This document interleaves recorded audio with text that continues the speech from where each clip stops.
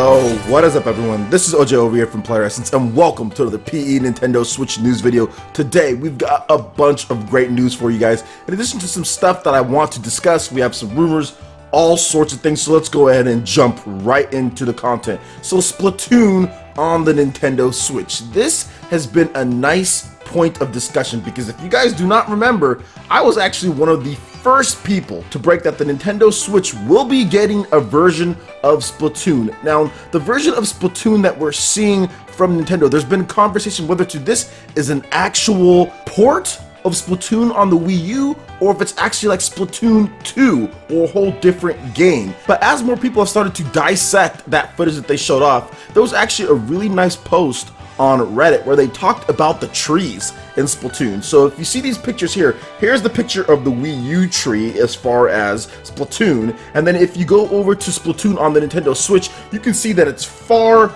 more detailed, like a lot more detailed. The Splatoon on the Wii U is just kind of flat, there's not really any detail within the leaves, but then if you look at the Switch version of Splatoon, a lot more detail, a lot more stuff added into there. So that has led to some speculation to whether this is just like a sequel, if it's actual a remaster just with new content added in. So obviously they're doing some work on the graphics. It's not just going to be the same game and then you just like upscale the resolution to 1080p. Obviously that's not the case because then there wouldn't be more detail actually added into that tree. It wouldn't be remade. Like that looks like it's remade. So this could be a sequel. Some people are kind of basing that off of as far as the board there, saying that this could be a sequel. This might not just be a port with just added content. So to me, I think that it could be more of a sequel. I'm kind of like leaning more towards a sequel at this point, or it could be in that weird Mario Kart phase where people are saying, oh, it's a port, but it's going to have a ton of new content in there in addition to like better graphics and all of that. So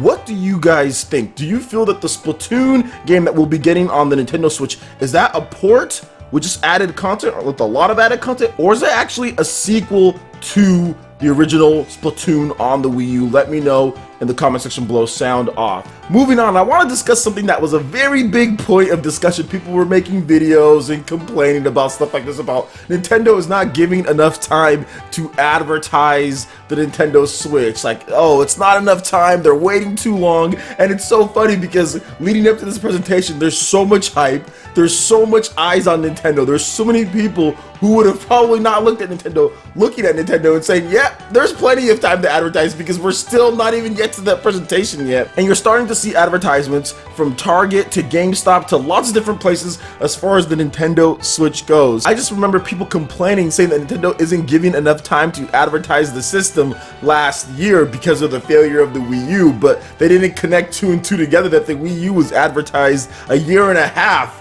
before it launched and still failed, and there were still issues as far as communication with the system was and all of that. Now with the Nintendo Switch, it's not about how long you advertise before the system launches, it's all about your communication and what you do to get people to know what the system is about, and I think that's what those people are failing to understand. If you look at what Nintendo's doing with the Nintendo Switch, look at this advertisement right here. It's very simple.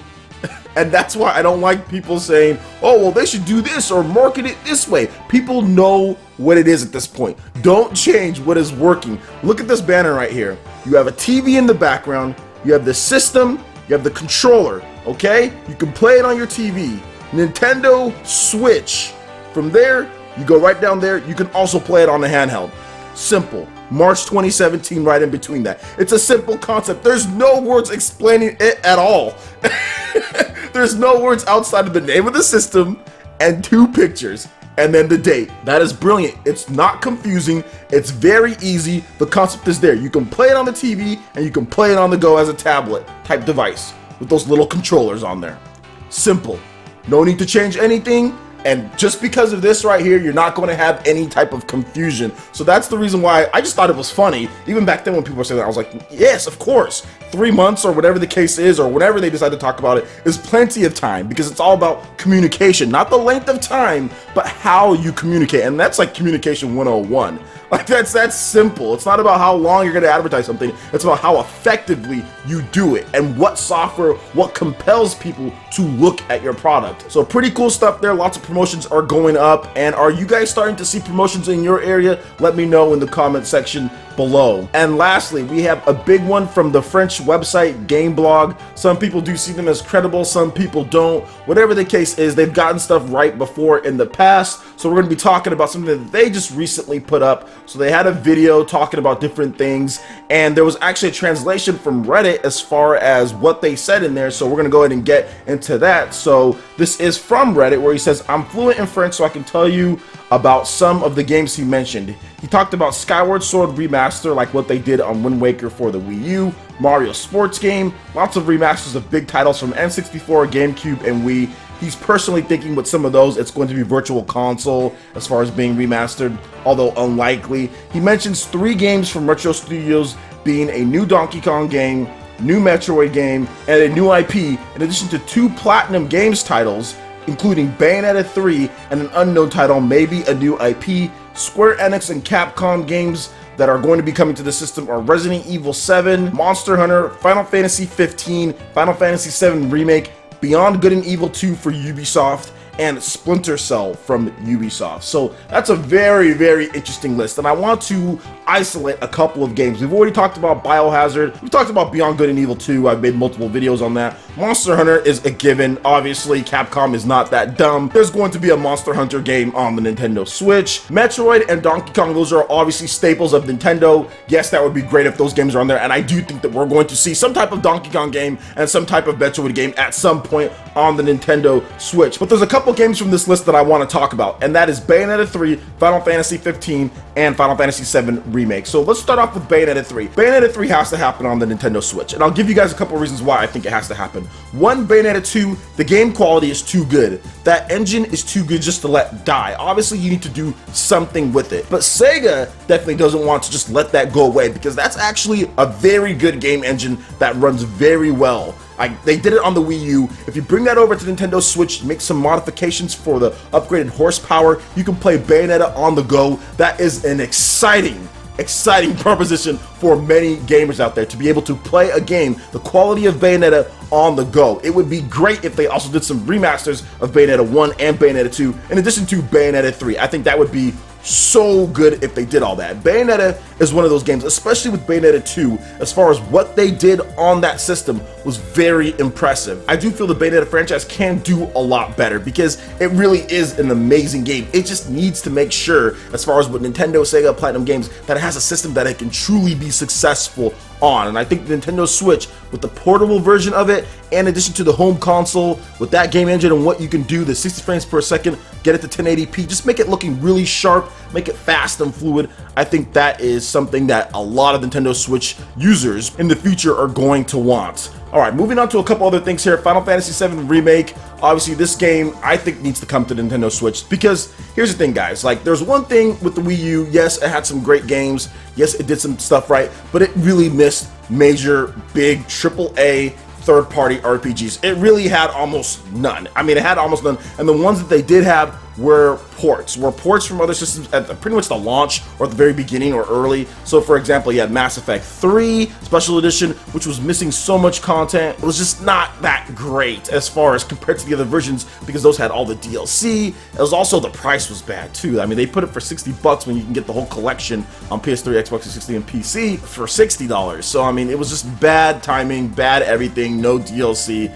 Just did not work. It just did not work. And then you had Deus Ex Human Revolution, which came out later, and once again, missing some of the content, necessarily didn't run as well as even the Xbox 360 version, and of course it was years late down the road. And that's pretty much it for major third-party RPGs. As far as AAA on the Wii U, there was not much. I'm looking over to my collection and I didn't see anything. Obviously, Tokyo Mirage Sessions, that is a Nintendo collaboration, so not counting that. But other than that, there wasn't much. So I think Final Fantasy 7 Remake, I think Kingdom Hearts, and I also think what I'm going to talk about is Final Fantasy 15. Those are all very important, but Final Fantasy 7 Remake, that's probably the most important, just because that game is an iconic status as far as what it's done in this industry, Final Fantasy 7, and it would be a huge thing to have a portable version of that game in addition to the home console back on Nintendo. I think that's something that Nintendo really needs to invest into, and if they can, obviously Final Fantasy VII Remake, from what we know right now, it's coming first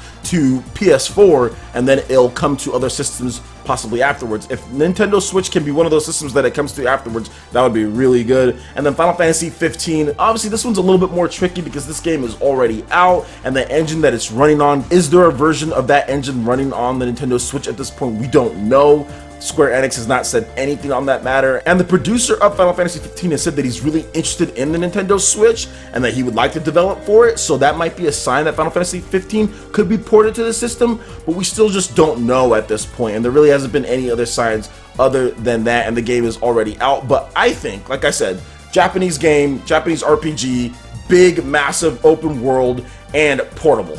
I mean, that's the biggest theme here, guys. It's portable with Japan is very big. Final Fantasy 15, while it's selling okay, it's probably going to hit 1 million units in Japan. I think if you really want to boost some sales in there, get a portable version of Final Fantasy 15, and that will boost sales a lot. So if they can have that game for the Nintendo Switch launch or near the Nintendo Switch launch, watch out, because that would cause a blockbuster spike in Nintendo Switch sales. I think it's already going to sell very well in Japan. I think it's going to be sold out for a while. But man, having that on there, they better produce some extra units or whenever it does come out, because that would be big. But once again, we have to wait and see on it. I'm just kind of talking and discussing things as far as how I see it. Let me know what you guys think about all these news articles and all this discussion in the comment section below. I'd love to hear your thoughts. All right, guys, that wraps it up for this video here. Go ahead and hit that like button if you did like it. Let me know you guys want more content like this going forward in the future. And subscribe to PlayerEssence for more news, reviews, trailers, tips, and tricks, and everything in gaming. Thank you so much for watching, and we'll see you guys for the next video. Peace.